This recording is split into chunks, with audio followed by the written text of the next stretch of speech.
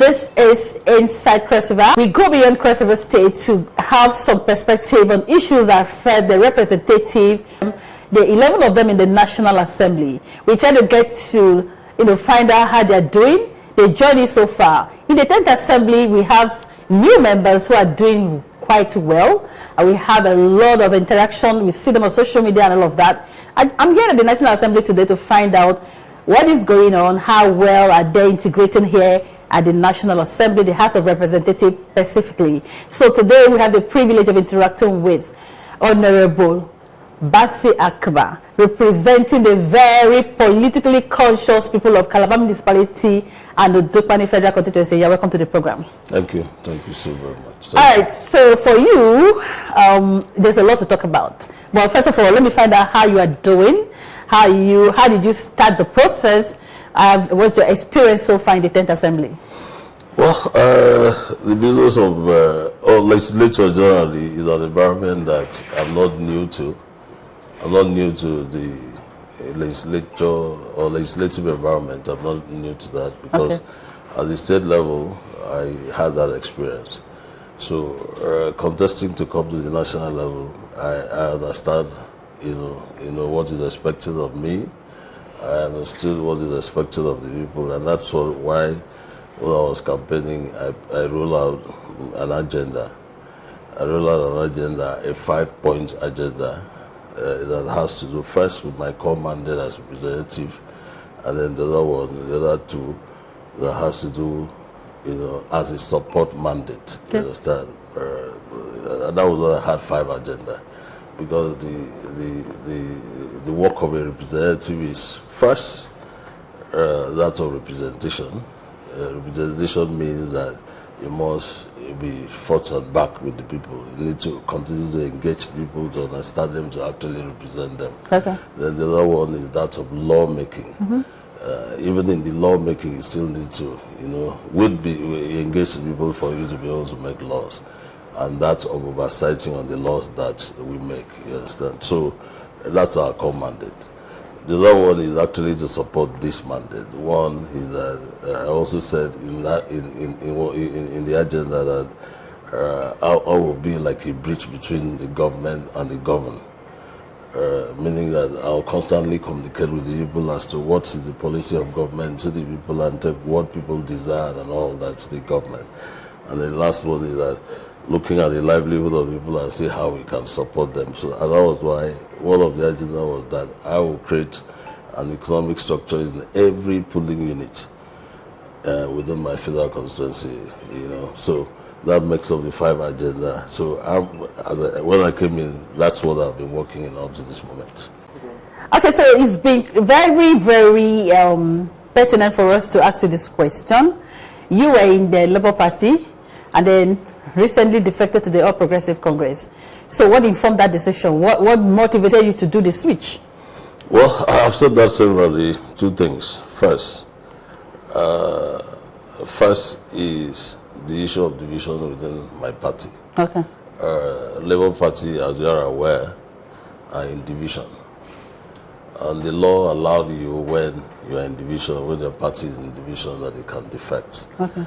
I think the contemplation of the law there is, because when a party is in division, you do not know, who to work with. Once the party is in division at the national, you don't know who to work with. The short experience that we had when we were in Labour and that division was on was that a certain faction of the party will call the meeting, and when you are 10, the other faction sees you as somebody that is not loyal to the party. And when you all do, another faction also call you and you attend. These other factions also see you as somebody that is not. I think the contemplation of the law understand that at that point, it's difficult for you to operate. And I've also said severally, for you to even deliver on the mandate that the people gave you, you need 3 sets of people to help you to do that. You need the people itself, you need the support of the people for you to deliver. The people that send you to this, you still need their support for you to deliver. You need the party the platform that you use to come here to be able to. So when the party is fractionalized, it becomes difficult for you to use the party to also deliver. It needs even the government. The government, I mean, the government that we are, for you to also be able to deliver. So when one is dysfunctional, just like in the case of our party here, it becomes a lot difficult. So for me, I needed a platform that I will have their support for me to be able to deliver. So that's one reason, because of that division. And then the second reason is that of government back home. My local government today is, superintended by a chairman of council that is from a party that is not my own. The state today is superintended by a governor from a party that is not my own. And for me to be able to deliver on the mandate, I need some level of collaboration, some level of synergy, you understand, with the government at different levels. At the lower government, I need the lower government for me to deliver. I need the state for me to deliver. And for me, the best bet is that I need to be, part of them. Okay. You understand? And then the third reason is that before even my defection, a number of my supporters in Labour Party, in PDP, don't forget, I had support across board. Sure. I had support, even though the bulk of the support that I had was from the Christian community. But all the parties were in my support. So a lot of these people that were in PDP had already moved to APC. A lot of people in Labour Party had already moved to Labour Party. So for me, because you need them, you work with people. So what is the thinking of the people at that moment is that the party to work with is APC. And that's why I had to go, because if you go to our state as you speak, like I also said in my letter in the floor of the House during my defection, I said the governor is doing a lot in my federal constituency. The governor is doing a lot in my federal constituency. So I think if I go and join him in this party, and then working together with the governor, we'll be able to do a lot, because our people are not very keen about a platform. They are keen about delivery. You know, so wherever you can be and you are able to deliver, that's what our people want. They didn't vote me because of Labour. I tell everybody they didn't vote me because of Labour Party. They voted me because the people want a change. You understand? And that's why they voted me. So meaning that even if I was in a different party, I would have also still been, voted. So those are the reasons. The division in that party, our people moving ahead of me to APC, and again, the government at that level doing a lot, and I needed their collaboration for me to be able to deliver. So that actually informed my... That's interesting. So how did the APC welcome you? Are you well welcome? How has your experience been like since you moved to the ruling party? Don't forget, we started the APC. Don't forget, in 2019, the APC gave me a ticket to run for this same office. In 2019, they gave me a ticket to run. It's just that in 2023, for some reason or the other, I couldn't get a ticket, and that's how I moved to Labour Party. So going back to APC is like, going back to a family so that it was homecoming. It was like a homecoming. And that's what the state chairman of the party that was represented by the secretary said, it is a homecoming for Akiba.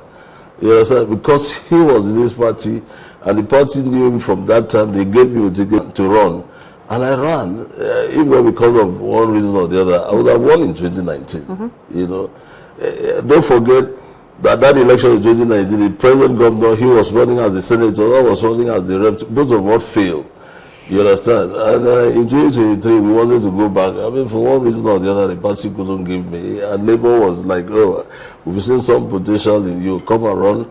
And I ran. So it wasn't even about the party. No, it wasn't about the party. It was just about the people. Exactly. That's why the bulk of the APC also. Okay, but so for me, it's like, everybody we're seeing with everybody in the APC. This your situation is a bit dicey. It really means that the people hold you in trust. Yes. It really means that the people have high hopes and expectations. Yes. Now, looking at your representation in a year plus, right? What would you say about what you've done so far for your people? And how have the people been able to lend their voices to your representation so far? Well, like I told you, when we started, we rolled out about 5 agenda and and that's what we're campaigning. There's one flyer that I used to give everybody, and I asked them to keep it as a reference document. Then, and I called it My Bond With You. A lot of them still have that flyer. Because I told them, please, Don't see this as a normal campaign flyer, that we see it as a reference document, because this is a flyer, this is a document that I want to be assessed, when I get into the National Assembly. Sure. And I roll out a 5-agenda program in that flyers. The first in that flyer was that I will ensure that whatever is their thinking, which is my mandate, whatever is their desire, whatever they say, because the law understands that we can't bring everybody to come and speak to the government at this level. The law says recruit, elect, select one of you. And luckily I was selected. So that's what the law says. So I now told them, say, because the law says that one person must come and represent you, so the law understands that you should speak their mind at all times. So I told them that I would do that representation. I'll bring your voice here. I'll bring it in the chamber. I'll bring it anywhere, any legitimate, everything that I find myself, that I will bring your voice here. And to be a large extent, we have been doing that. Okay. There's been a lot of communication, with them. So, and whatever government thinks about them, we'll go back and also tell them. So out of this 5 points, how many have you been able to implement? So that's number one. Yeah. That's 5. I said 5, so that's number one. So we've been doing that part of representation very well. Okay. And then when you get to, I also said that I will make the business of lawmaking participatory, you understand? So that means whatever that we do here, we need also to get their input, you understand? Either through a town hall meeting, social media platforms and all of that. And we've been doing that consciously. Okay. The third one is that the oversight. You understand? The oversight, which is also still part of a mandate. I told you that I will make the business of oversight participatory.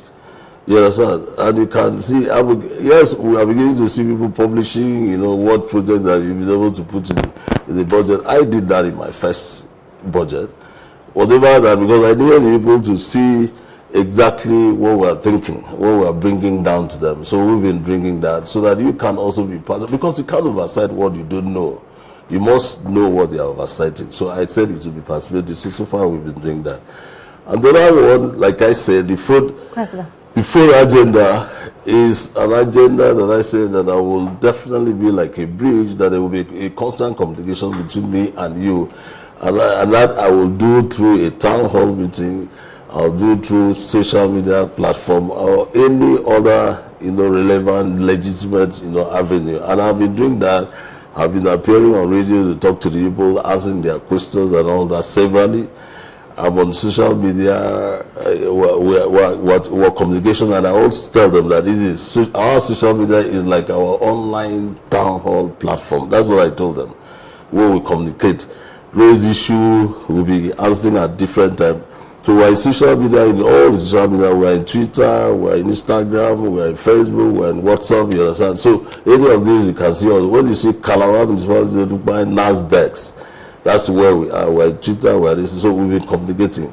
Because do you engage with the people directly on those platforms? Yes, I do. Personally? I do. Like, is it every time or once in a while? What the issue is that I have a dedicated desk that will take down all the issues people are raising, and at the end of the month we will take them issue 1, 2, 3 to the last, and then publish on the platform to get my feedback on all those issues. So we've been doing. That's why I called it an online town hall meeting. You understand? So we've been doing that, and the last one is looking at the economy of our people to see how we can support them. I said in that my bond with you as the feed bond that we will create in every polling unit within our federal constituency a cooperative structure that will use and support the people's livelihood, and that we have done. Okay. We have at that moment we have almost our 500 cooperatives. Wow.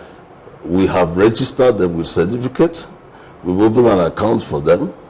We have opened an account, we have trained them, we are putting down money for them, you understand, so that we'll be able to, we are putting down money in that account so that we can be able to use. So those are the 5 agendas that we'll be working on. So when is the cooperative going to be operational? From when? Well, it's been operational, to be honest, it's been operational. It's just that there are still few, because like I told our people that the cooperators, I told them we have about 4 phases. The first phase is organization and registration, which we have done. The second phase is the opening of an account, which we have done. The third phase is the training, which we have done. And the fourth phase is where assembling materials in terms of land, because we bought land, sure. assembling materials in terms of land and money. So if you go to the cooperative, you will see a lot of money that we have put in there. But you see, when we go into agri, you need to have a budget as to what you want, the amount of money that you want. Yeah. So once we get to that target, because farming is not something that is just moving with a little, that it must be sure of the budget. So these monies, are they going to be given to them as loan or as grant? Some will come as grant, some will come as loan. Okay. Some of them will come as grant, some will come as loan. So your team working with you directly, how formidable have they been? Yes, they've been both the ones pretending over your constituency office back home, yeah, and the ones here. I have 3 sets of people working with me. I have the liaison officers. There are 23 of them, because I have 23 wards. So okay. I have 23 liaison officers that are working with me. They are always in the field working, and that is why if you go to every ward, we have a platform that we communicate at there. So 23 liaison officers are working with me. That's one set. Then we have the media team. We have about 9 of them that are also working with me in the media team. And then the rest are working in the constituency office. Wow. So they've been fantastic. I have, I think, about 49 or something in all that are working with me. They've been fantastic. The last Christmas, at the end of the year, we hosted all of them, and we were able to award those ones that were able to deliver, and deliver well, at the end of the year last year. All right. So basically, if you're just joining us, the program remains Inside Cross River. Of course, sometimes we go beyond the Cross River State landscape to interface with our representatives in the National Assembly and in other spheres of influence. Today we are live here in the House of Representatives, having this all-important conversation with Honorable Bassey Akiba, representing the vibrant people of Calabar Municipality, Odokwane Federal Constituency. All right, so let's go straight to some permutations. Politics in Cross River State has become very, very hot. We have this very interesting situation in your local government, Odokwane, right? Where we have the governor, we have the senator, we have the House of Reps. So does it mean that this is the last time I'm going to be talking to you like this? Or are you sure you will return? So for you, having this situation in the picture, what does that make you feel like? What's your take about that? Well, we've heard a lot of things like you just have put forward. We've heard a lot of things about the governor is Odokwane, the senator is Odokwane, the House of Reps is Odokwane. There's just no way that we must continue in that trajectory. Yeah. But for me, the question I always ask people is, as at the time, or maybe in 2023, that they voted us, the people that voted us didn't know that we are from Odokwane. That was political solidarity. That was what people said. Let's Christmas all of you. Wait first now. Yeah. I think on the day of election was, it wasn't in. But he gave people the ticket. He was governor. He gave us the ticket. The power of selection, the power of voting, of winning, still lies with the people. Okay. You understand? So even if you give us the ticket, the people can still reject us. The people knew from day one that the governor is from Odokwane, okay, and they voted the governor. Okay. People knew from day one that the senator is from Odokwane, and they voted the senator. Okay. People knew that the House of Reps is from Odokwane, and they voted me. And in my own case, it's something that we need to even look at. I am from Odokwane, although I live in municipality. Yeah. Municipality have done 12 years. Okay. What we normally do between municipality and Odokwane is that when we do, like you can see here, Prince did 8 years and hand over to municipality. Municipality is here to do 8 years and hand over to Odokwane. But luckily for them, as long as it shine on them, they had it for 12 years. Okay. And when it is the time for Odokwane to now continue, they said no, because the governor is from, and we always ask this question: is the governor of Odokwane or governor of Cross River State? Huh? It's interesting about this. Okay. So you've had it for 12 years and you want to have it for 16 years for a local government that had it for 8 years and handed it over to you. Okay. The interesting part again is how people in Odokwane share this, because the Odokwane people, it's not really Odokwane. I think it's the party. The party having gotten the senator having gotten it, they were satisfied. So they said, okay, let's have our brothers in municipality with House of Reps. So they voted for APC massively by lower government. Okay. But the principal of the municipality said, so no, this is not fair. Okay. We've had it for 12 years. So We've had it for 12 years. Okay. So let's vote this man as Voruba. And they voted me. Okay, so I lost in my lower government and I won massively in municipality. Wow. That is interesting. So people knew from day one that I'm from Voruba. The people in my municipality, I won massively in municipality. So you lost in Odupani? I lost in Voruba. So it's not even about the APC were a bit comfortable since we've got to the governor, we've got to the senator, so I think that's enough for us. So let's vote municipality. But the municipality now returned me back. It's a no. It's the so what that means is that the people of the municipality do not even have a problem. They do have a problem. See, all these things that we are talking is a discussion among the very selfish politicians. Okay. If I would want to use that word, it's a discussion among them. Mm-hmm. It's a discussion trying to get to something that you want. You're just trying to whip some sentiment. Okay. Because I like keep saying that when we were running this election, we had somebody that's from Bassey and Akiba that was running for Senate. Okay. But the question, did they vote him? They still voted the Yoruba person. You understand? So are you categorically saying that the decision will be on the people? So if you have voted us as at the time that you knew that we were Yoruba, you could still vote us. And understanding that this business of governance, because of the way governance is structured, that is very important. Because in the National Assembly, I keep telling anybody, it's not that because we are greedy, to think of we need to do another thing. It's not that. It's because we feel that if we have a chance to come back, our people will benefit more. You consolidate? We will benefit more. Have a better chance. Like when I started, because in the National Assembly, what you should know in the National Assembly, every day that you spend in the National Assembly, we are opening a new contact, we are opening a new platforms and all that every day. Like when we started, the first budget that I did was less than $1 billion.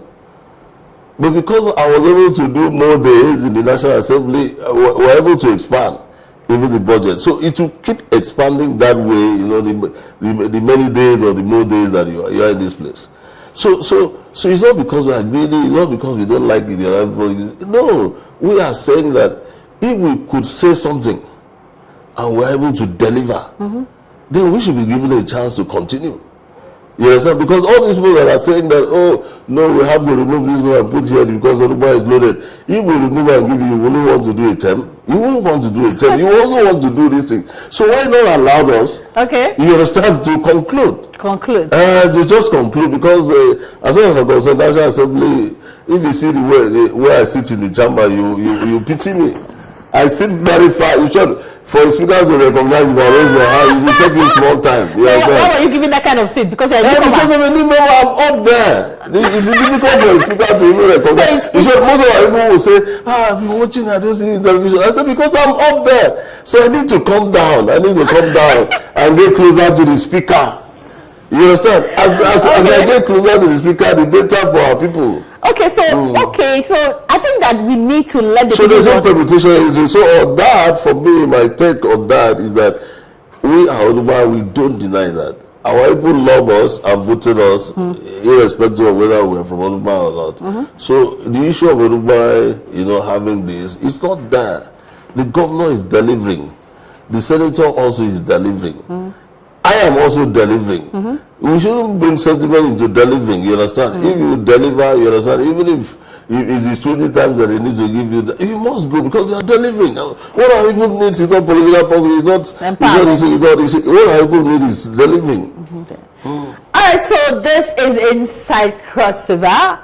Like we tell you, we always want to keep you abreast with happenings in the political scene, in government, and of course around the landscape.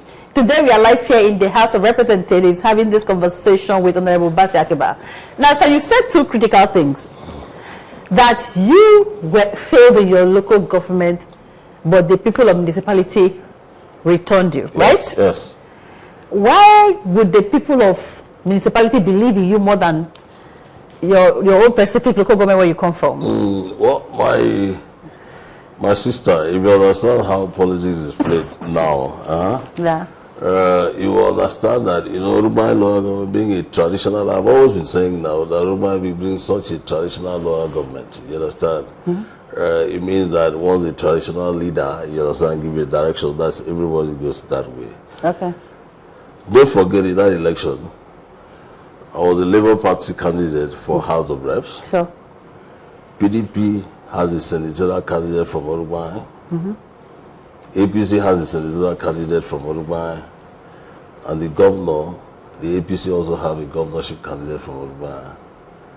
Man, so in that cluster, I was actually the least. You understand?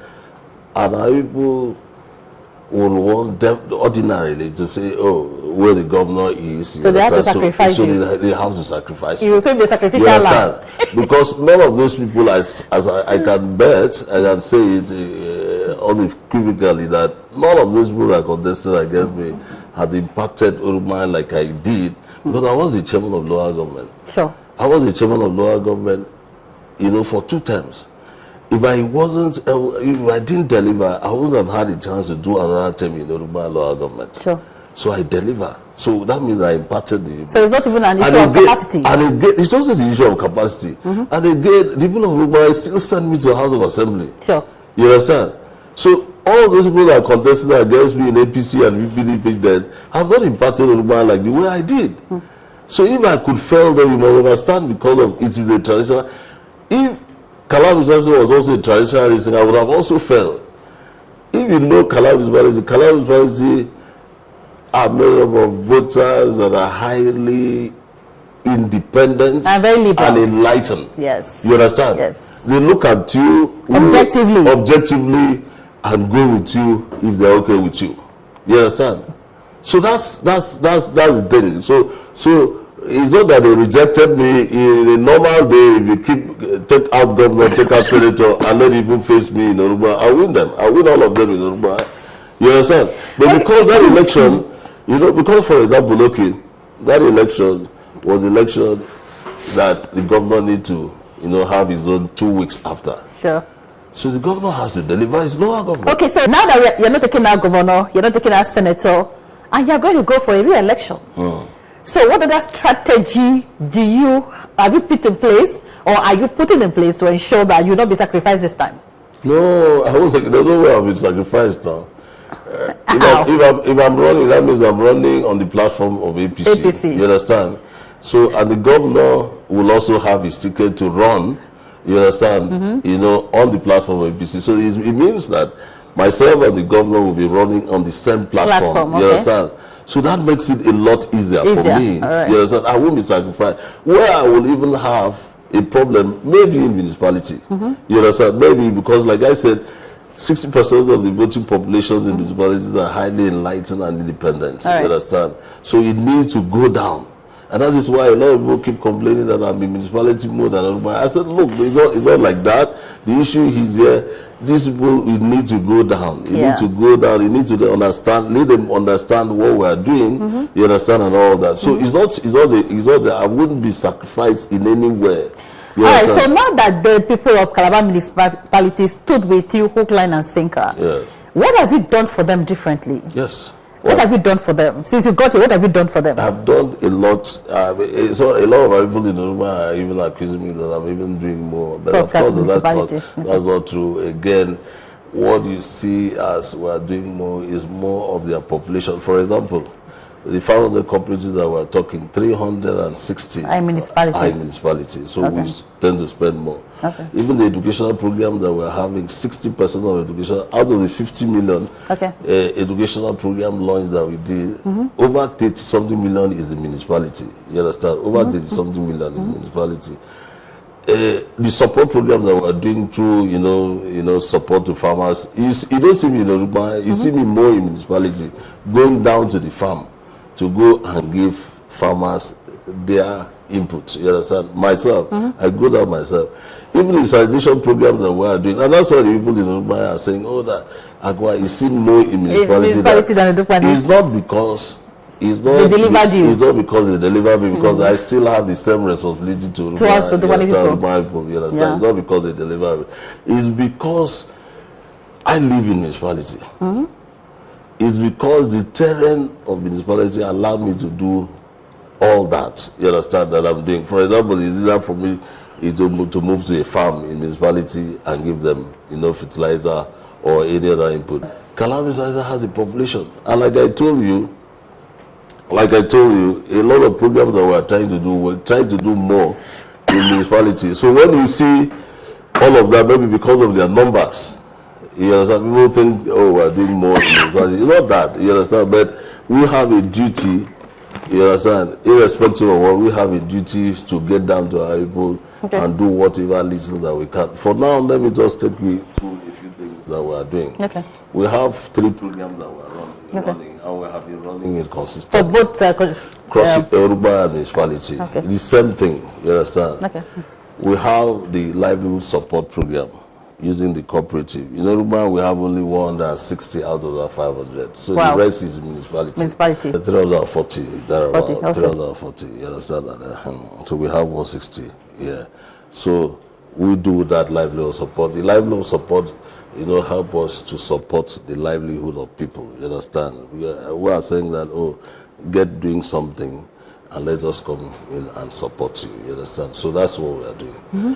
And then through that livelihood support program, we are giving even farmers a lot of input. Mm-hmm. As of now, we've given over 2,000 farmers, you understand? So far, we've given them under the livelihood support program.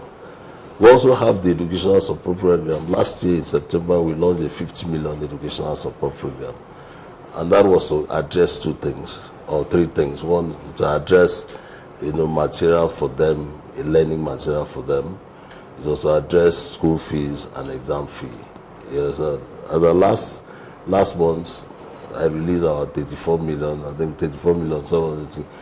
To pay school fees and exam fees of students under that program. Okay. We launched a 50 million. This year, for 2025-26 academic session, we are going to launch on the World Literacy Day, we are going to launch 100 million. So we are going to double it, you understand?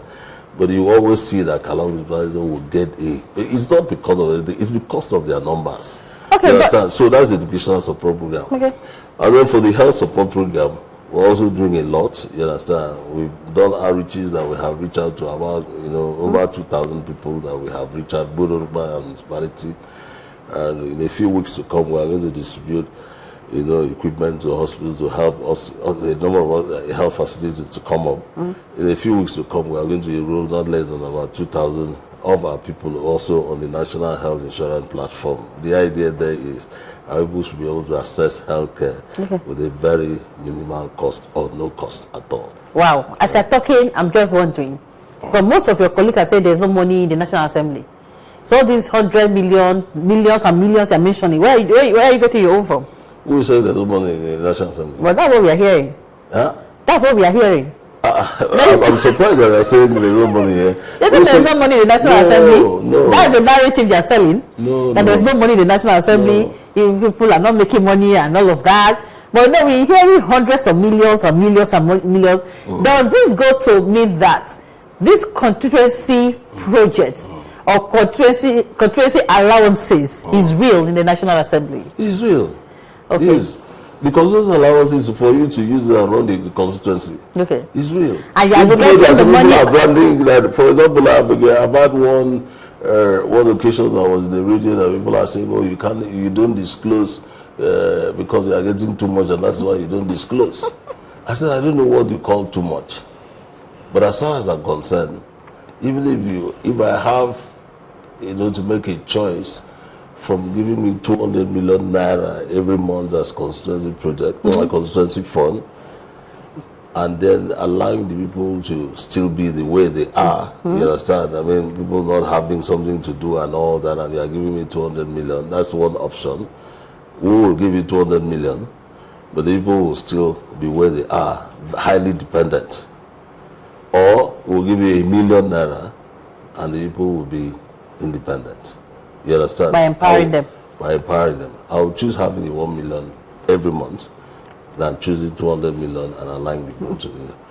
That's, in effect, I'm trying to give you a message that, look, no matter what money that we have, That's why our colleagues say there's just no money. No matter how much money that you have in the National Assembly, it doesn't take you anywhere. So it goes to the people. Yes, it goes to the people. The traffic, the traffic for this money, you can't sustain it. You can't sustain it. Our people, you cannot also blame them because a lot of them don't have anything doing. So all that they don't know where to go and get money and drive a business. They don't know where to go and get employment. So what they know is the people that they voted into the office. So if they have a problem, school fees problem, healthcare problems and all that, the traffic is who they voted into the office. That's what they know. So no matter how much you have, you can't sustain. And that's why maybe my colleagues are saying there's just no money, because that money doesn't take us anywhere. It doesn't take us anywhere. And that's what we try to see. Let's run a program and let's see how we can bring as many people into the net and see how we can get them to run with it. You know, when I was coming into your office, I saw a crowd outside. Yes. They said there are some people who are waiting for their representatives. And I said to myself, maybe we should also form delegation and come here. People are very lucky. I don't think Constitutionals come in their numbers to harassing people like that. You think so? Listen, I saw a massive crowd. I was like, So if all is not well with me, I can actually come here away from my member. But you see, let me also use this opportunity to say something. Yeah. If you understand, if you know why we're elected here, you know that there's a lot that we haven't done. Okay. As a result of this kind of pressure that we're having. When I subject a section of our people that are introduced our educational support to a test, an online test, I put there as option, I say, which among all of this is not my responsibility? I put A, representation, B, oversighting on laws that we made, C, making of laws, and D, picking of people's bills. Do you know that all of them got it right? That they got it right. That picking of people's bill is not your responsibility. Yes, it's not my responsibility. But that's your humanity. No. That's your compassion. No. Why we're picking people's bills is that we understand that our people are poor. There's hunger everywhere. There's a problem everywhere. So the little that you have to. But that's not our responsibility. Okay. I tell people that if we have a system that we only deliver on our responsibility, people won't beg us for money. If we have a system, a perfect system now, that because I tell you, National Assembly is the only institution, State Assembly is the only institution that can look anybody, including even Mr. President, to say, no, what they are doing is wrong. Because we don't have a power of our own. Our power is transferred from the people. You understand, to us. So we have the right to look at anybody. The mandate, when you say oversight means that, look, President, we gave you 2 billion last year to do this. Because it's public money, it's people money. Sure. How did you spend the money that you are looking for 4 billion? We can say no, we cannot give you because we cannot explain how you do 2 billion. So we have that power. You understand? But because of distraction of bills that you need to do, you don't do those things. You don't do those things. So you must continue to educate, because I also want to use the opportunity. A lot of people see us, most times they will say, how many motions have you done? How many bills have you done? How many they keep asking those questions. And I ask them, don't you think that you also have a responsibility to bring motion? Because the law understands that you can't come and speak here. So the law says, surrender your power for me to come out. So whatever that you need to say, I am the one to say. So you also have a duty to generate motion and give it to me for me to present on your behalf. So when you ask me how many motions have you brought? How many bills have you brought? I have a duty to bring bills. You also have a duty to bring. Exactly. But do the people know that they also have that responsibility? Yes, I tell them in any of my gathering. I tell them, ask them. I tell them. And that is why we start, okay, in my own platform, somebody brought a motion for me, and I raised it in this thing, and when it was published, I went to my platform and said, I appreciate this person that brought this motion for me. People, I tell them in any of my gathering, they didn't have. Because the law understands that they can't come and speak for themselves. So you speak for them, and in the house, we speak through 3 channels. We speak through motion, bills, and petitions. And petitions, yeah. You understand? So if you have anything against, you speak through me, I will attend the petition on the floor, or a motion, or a bill. So our people should be able to go look at the laws that we have, and look at the ones that are no longer okay with us. They should propose an amendment with their representative. The representative should be able to take it up with government. You understand? Look at areas like what did that person brought? He said, "Oh, our gas all our gas power has been abandoned for so many years." You understand that I need to do. So we come in and we use legal listing and look at it and see the irrevocable law. We were able to present that his voice, because that is his own voice. Sure, it's not mine. All right, so the people now know they can learn a voice. Yes. But in your own opinion, how vibrant have that been? How consistent have the people contributed to the representation? They have, but I think it's still a work in progress, because it's still a lot of them do not know why we're here. I tell you, they don't know why we're here. You understand? Okay. We're here for them. We're here to speak what they cannot speak here. Sure. And that's why most times, jokingly, when I go to give fertilizer, I can still remember that day when I went to the woman and I said, "Do you know why I brought this fertilizer in your farm to give me, to give you?" He said, "I don't know." I said, "I brought it because on the day of election, you didn't ask me for penny. Wow. That if you had asked me for that money, I would have sold this fertilizer and get back my money." I like told that. them. No, I told them, they said they should give me 3 posts, because that was the truth. I asked them, I said, if you want to employ a maid to come and help you clean your house, do you pay the person first, that maid first, before you get? If the maid comes into this, he will be looking for his money, you understand? If you pay a maid, for example, 5,000 before you employ a maid to come and do a work for you in your house, the maid, as soon as he comes in, he will be looking for the 5,000. Sure. Let's, this word voting, elected, let's remove it. Let's use employment. I was employed by the people of Calabria to come here and be their voice and speak for them. Okay. That's employment. And I like that. And if you are employing me, you shouldn't be asking me for money. You shouldn't be asking me for money. I told you, but I said they should give me 3 posts, sir. You understand, for speaking the truth. And that's all happened. And I tell them, in most town hall meetings, when they ask me about the bill, I say, "How many bills have you brought to me? How many motions have you brought to me? I like that. How many petitions have you brought to me?" He said, "People are not speaking." I said, "Why would they speak when you have not spoken? We are speaking through you. You know what I said? So we have a responsibility to educate our people as to what our work here is." Yes. You understand? Absolutely. Yes, we have a responsibility to do that. Let people understand that they need to raise any issues that are motionable, and we will speak. That's interesting. Even though we need to reject it a little when we come here and look at relevant laws and make it, in a proper motion, content. You understand? So we'll do it. But you need to speak to us. All right, so you've said a whole lot. Yes. And it's been quite engaging, it's very interactive and thought-provoking, interacting with you live here in your office in Abuja. But then, before we go, you've said that the decision of Odukpani having the governor, reps, and senate will be taken by the people. Yes. So, how are you sure that this decision will only be determined by the people? Well, let's look at the modalities. Are the dynamics still the same?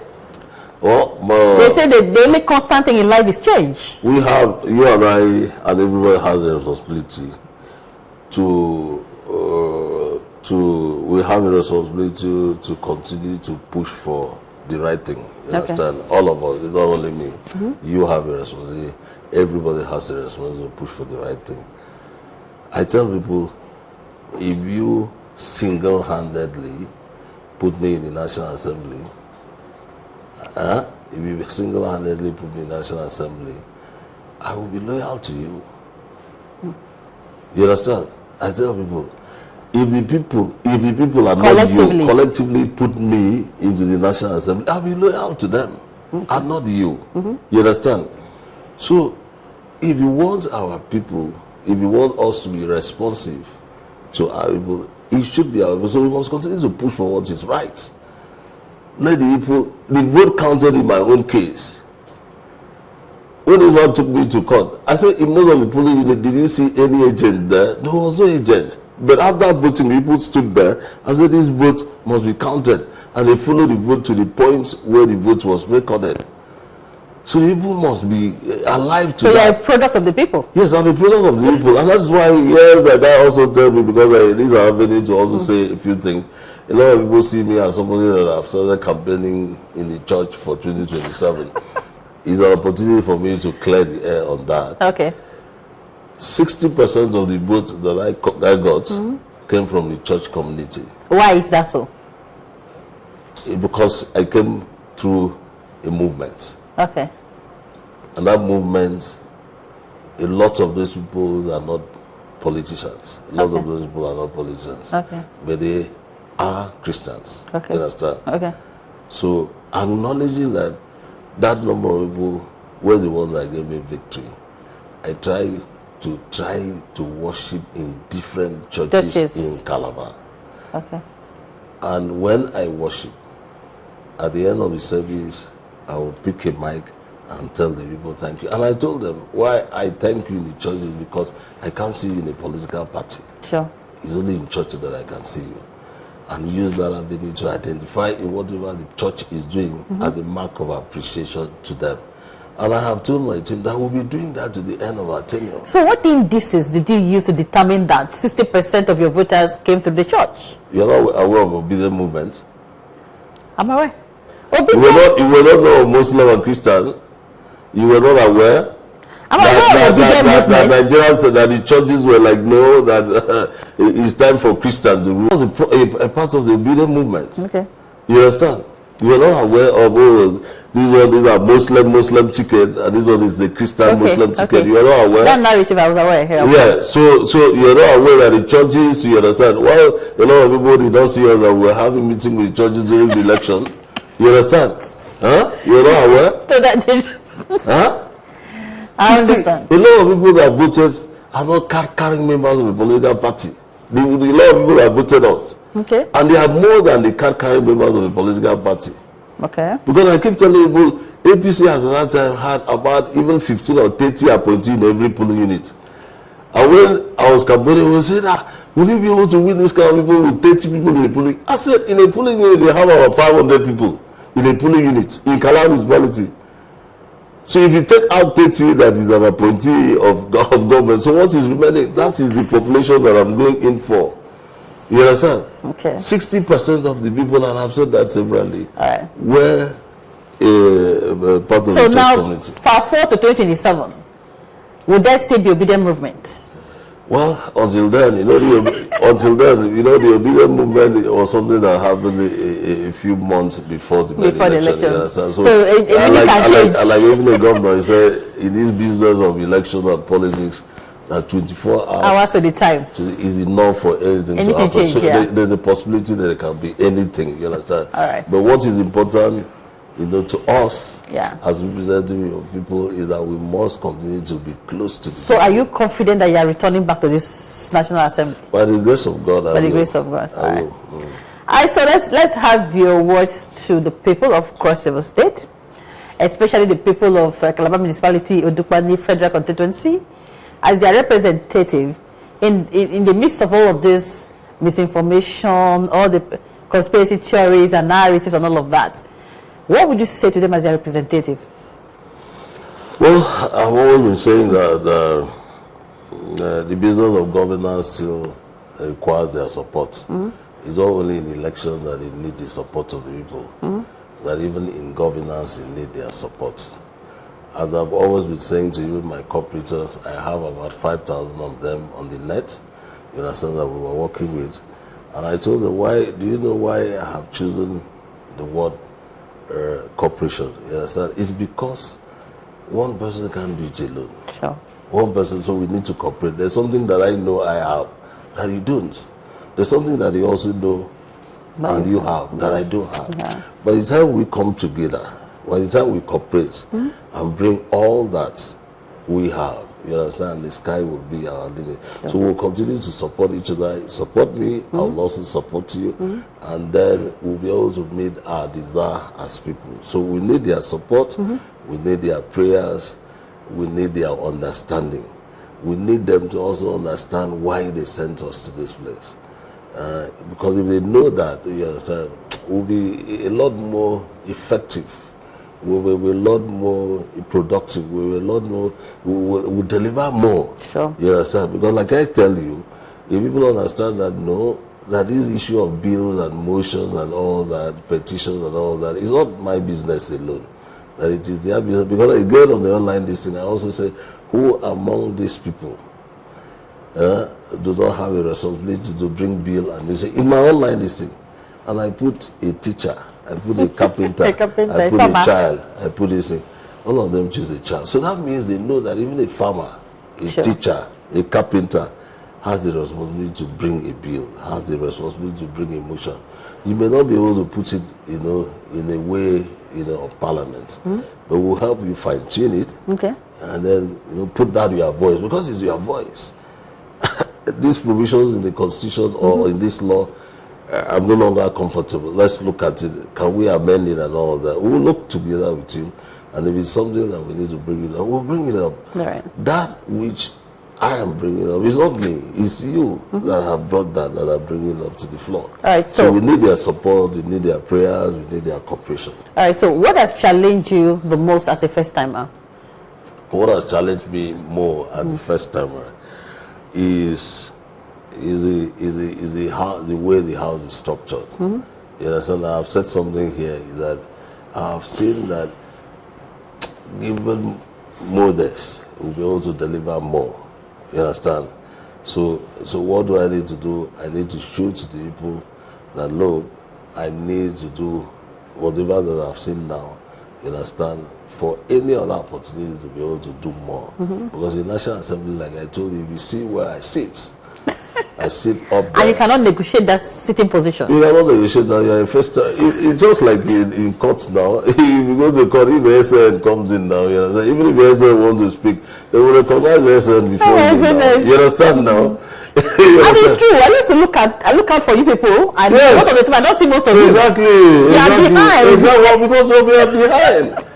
Even in court. So the more days you spend here. If you have a lawyer that's not SN, at any time, when I have to speak before any other lawyer. You understand? So the more days you spend here, they bring you forward. They bring you forward. Like Margaret Tower. Now, if you see where Margaret Tower sits, he's a bit closer to the speaker. Very strategic. Exactly. Exactly. So that's the issue. So we need their cooperation. So we need to make people understand that the more days you spend here, the better for the people.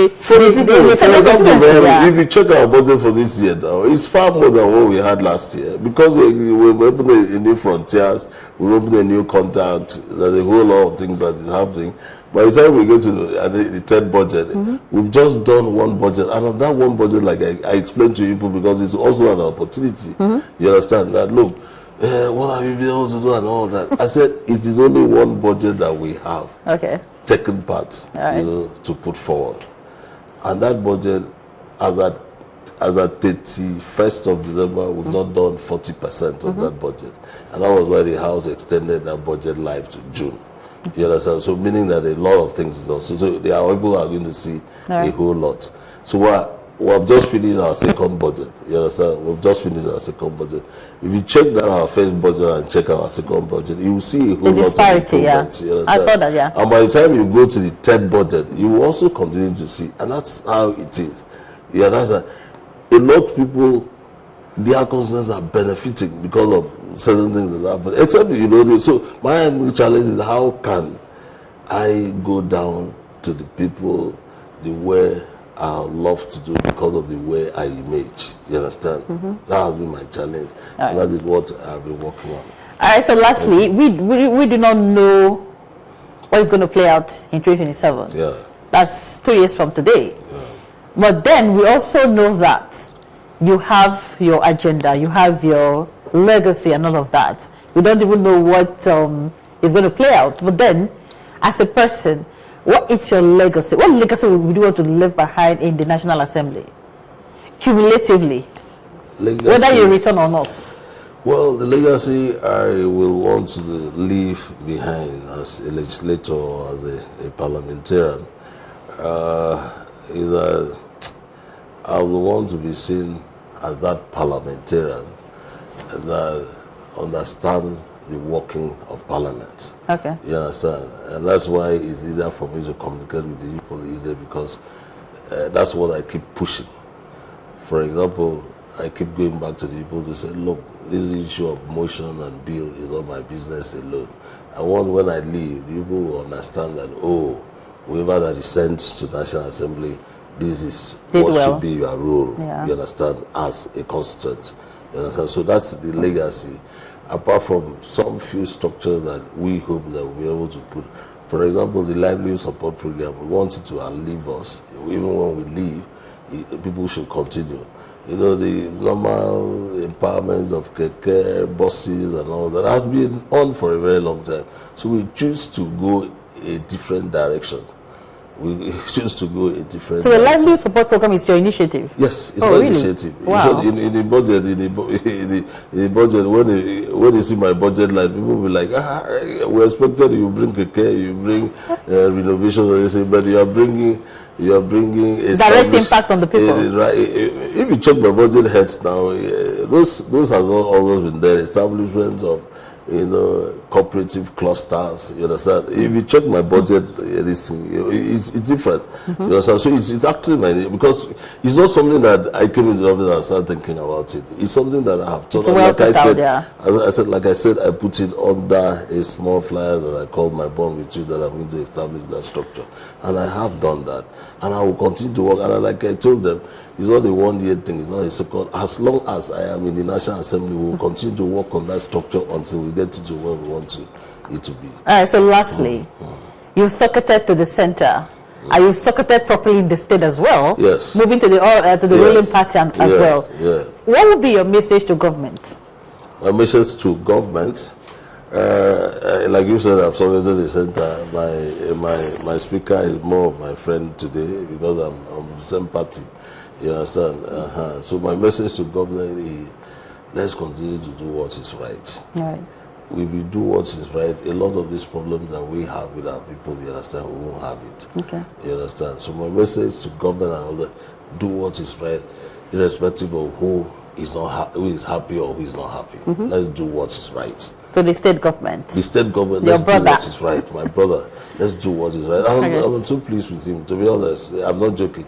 Like I said, the other day I needed to catch, my flight was cancelled, you know, from Calabar.